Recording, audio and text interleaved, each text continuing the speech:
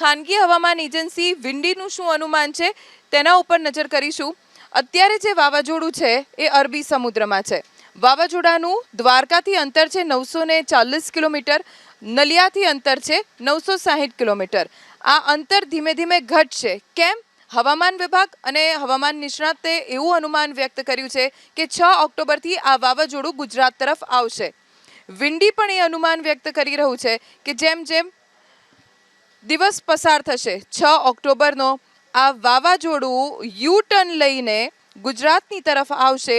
પણ આપણી માટે રાહતની વાત એટલા માટે આ વાવાઝોડાની જુઓ તીવ્રતા ઓછી થઈ રહી છે। વાવાઝોડું ગુજરાત તરફ આવી રહ્યું છે પણ તેની તીવ્રતા ઓછી થવાના કારણે માત્ર દરિયાકાંઠાના જે વિસ્તારો છે ત્યાં તેની અસર જોવા મળશે।